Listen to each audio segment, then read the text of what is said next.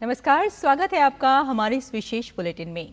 मैं हूं रेशमा आपके साथ और मेरे साथ हैं मेरे सहयोगी अतुल कुमार। आइए नजर डालते हैं इस वक्त की हेडलाइंस पर। प्रधानमंत्री नरेंद्र मोदी आज आईआईटी दिल्ली के 57वें दीक्षांत समारोह में मेधावी छात्रों को करेंगे सम्मानित। सुपर कंप्यूटिंग सुविधा परम प्रज्ञा का भी करेंगे उद्घाटन। झारखंड में आंदोलनकारी छात्रों और हेमंत सरकार के बीच हुई पहले दौर की औपचारिक वार्ता। छात्रों ने साफ किया, मांगे पूरी होने पर ही समाप्त होगा आंदोलन। केरलम विस्फोटक बरामदगी मामले में एनआईए ने 3 लोगों को गिरफ्तार किया। पूरे मामले में अब तक 11 लोगों की हो चुकी है गिरफ्तारी।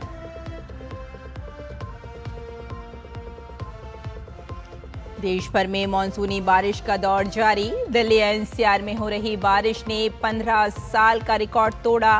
केरलम और उड़ीसा समेत तमाम राज्यों में आज मूसलाधार बारिश की चेतावनी।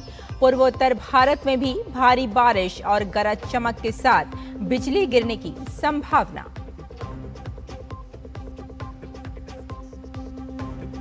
स्पेन और इटली के बीच बढ़ा सीमा विवाद। इटली से आने वालों पर स्पेन ने भी लगाई अस्थायी रोक। इटली पहले ही कर चुका है स्पेन के लिए अपनी सीमाएं बंद। और कोरिया मास्टर्स के सेमीफाइनल में भिड़ेंगी 2 भारतीय शटलर। रक्षिता रामराज और अश्मिता चालिहा के बीच होगा मुकाबला। दोनों की नजर खिताबी दौर में जगह बनाने पर। और आइए अब समाचारों पर डालते हैं विस्तार से नजर। प्रधानमंत्री नरेंद्र मोदी आज Indian institute of technology IIT Delhi के 57वें दीक्षांत समारोह में शामिल होंगे। इस दौरान डिग्री हासिल करने वाले 3000 से अधिक छात्रों को प्रधानमंत्री संबोधित भी करेंगे, जिनमें 587 पीएचडी स्कॉलर्स भी शामिल हैं।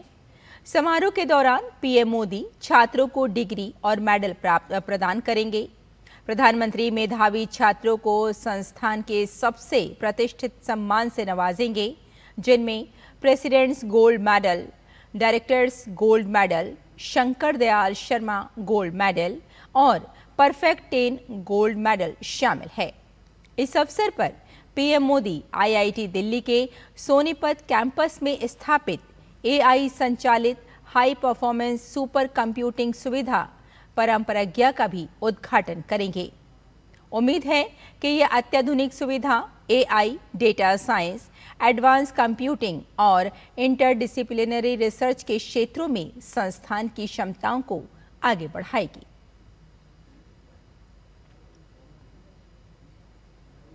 राज्य में भर्ती परीक्षाओं में अनियमितताओं को लेकर आंदोलन कर रहे छात्रों और राज्य सरकार के बीच बातचीत हुई है। स्टेट गेस्ट हाउस में हुई बैठक में कैबिनेट स्तर के प्रतिनिधि मंडल और छात्र प्रतिनिधियों ने अपनी अपनी बातें रखीं। बैठक के बाद झारखंड की मंत्री दीपिका पांडे सिंह ने कहा कि छात्रों की प्रमुख चिंताओं को मुख्यमंत्री कार्यालय तक पहुंचा दिया गया है। वहीं छात्र प्रतिनिधियों ने भी बातचीत को सकारात्मक बताया। छात्र नेता नीतू कुजूर ने कहा कि सरकार ने सुधार की जरूरत को स्वीकार किया है और उन्हें भरोसा है कि उनकी मांगों पर आगे कार्रवाई होगी। हालांकि छात्रों ने कहा कि जब तक उनकी मांगों पर ठोस फैसला नहीं होता, तब तक उनका विरोध प्रदर्शन जारी रहेगा। इसके अलावा छात्र सीबीआई और ईडी से जांच कराने तथा जेपीएससी और जेएसएससी में संरचनात्मक सुधार की मांग कर रहे हैं। नेशनल इन्वेस्टिगेशन एजेंसी एनआईए ने शुक्रवार को केरलम के मलप्पुरम जिले में भारी मात्रा में गैर कानूनी विस्फोटक जब्त होने के मामले में 3 और आरोपियों को गिरफ्तार किया। इसके साथ ही इस मामले में गिरफ्तार लोगों की कुल संख्या 11 हो गई है। गिरफ्तार किए गए आरोपियों की पहचान मंतगोड बिरदार, बापा गोड भिरमाया चौधरी और प्रकाश गौड़ा बिरदार के तौर पर हुई है। ये तीनों कर्नाटक के विजयपुरा जिले के रहने वाले हैं और इन्हें विजयपुरा से ही गिरफ्तार किया गया।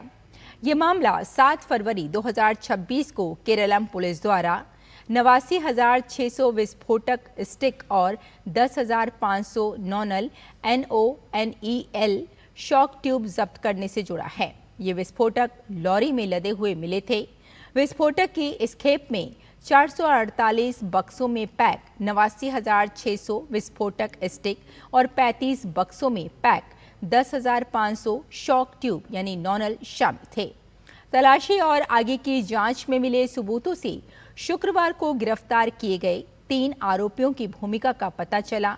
NIA ने पाया कि आरोपी विस्फोटक के लाइसेंस प्राप्त डीलर और इस्तेमाल करने वाले होने के बावजूद कानूनी नियमों का उल्लंघन करके इस मामले में जब्त किए गए विस्फोटक बेच रहे थे।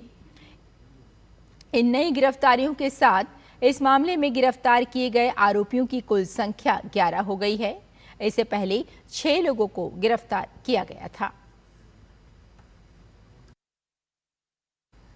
भारतीय भुगतान परिषद PCI ने कहा कि UPI के माध्यम से किए जाने वाले डिजिटल भुगतान उपभोक्ताओं के लिए मुफ्त बना रहेगा। व्यापारियों से डिजिटल भुगतान स्वीकार करने के लिए भी कोई शुल्क नहीं लिया जाएगा। परिषद ने बताया कि बैंक, फिनटेक कंपनियां, NPCI और भारतीय रिजर्व बैंक UPI को सुरक्षित और भरोसेमंद बनाए रखने के लिए तकनीक, साइबर सुरक्षा, धोखाधड़ी रोकने और नई सुविधाओं में लगातार निवेश कर रहे हैं। PCI ने स्पष्ट किया कि व्यापारियों और भुगतान सेवा प्रदाताओं के बीच होने वाले व्यावसायिक शुल्क का भुगतान उपभोक्ताओं को नहीं करना होगा। परिषद ने कहा कि UPI देश की महत्वपूर्ण डिजिटल व्यवस्था बन चुका है, जिसका इस्तेमाल करोड़ों लोग रोजाना करते हैं। बढ़ते लेन देन को देखते हुए सुरक्षा, तकनीक और ढांचे को मजबूत बनाए रखना जरूरी है, ताकि भविष्य में भी UPI उपभोक्ताओं और कारोबारियों के लिए सुचारू रूप से काम करता रहे। प्रदेश के अधिकांश हिस्सों में मानसूनी बारिश का दौर जारी है। मौसम विभाग ने आज हरियाणा, राजस्थान, दिल्ली, केरलम और उड़ीसा में मूसलाधार बारिश की चेतावनी दी है। वहीं असम और मेघालय में तेज बारिश का रेड अलर्ट भी जारी किया है। अरुणाचल प्रदेश, बिहार, कोंकण, गोवा, मध्य महाराष्ट्र, उड़ीसा, पश्चिम बंगाल, सिक्किम, उत्तर प्रदेश और उत्तराखंड के कुछ हिस्सों में भी आज तेज बारिश होने का अनुमान है। अंडमान निकोबार द्वीप, छत्तीसगढ़, तटीय कर्नाटक, दक्षिण कर्नाटक, पश्चिम बंगाल, केरल और पूर्वोत्तर के कुछ हिस्सों में भी बारिश की स्थिति ऐसी ही रहेगी। मौसम विभाग ने अगले 3 दिनों तक तटीय आंध्र प्रदेश, उत्तरी कर्नाटक, तमिलनाडु, पुदुचेरी और तेलंगाना में गरज के साथ आंधी वर्षा का भी अनुमान जताया है। यूरोप में प्रवासन को लेकर तनाव बढ़ता जा रहा है। स्यूटा में मोरक्को से बड़ी संख्या में प्रवासियों के प्रवेश के बाद इटली ने स्पेन से आने वाले कुछ यात्रियों पर अस्थायी बॉर्डर चेक लागू किए थे। अब इसके जवाब में स्पेन ने भी इटली से आने वाले यात्रियों के लिए अस्थायी सीमा जांच शुरू करने का ऐलान किया है।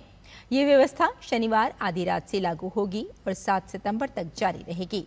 स्पेन का कहना है कि यह कदम लगातार बढ़ रहे अनियमित प्रवासन के दबाव को देखते हुए उठाया गया है।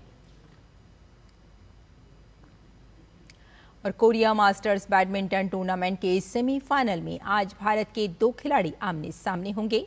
प्रतियोगिता के एकल महिला वर्ग के सेमीफाइनल में भारतीय शटलर रक्षिता रामराज और अश्मिता चालिहा आमने सामने होंगी।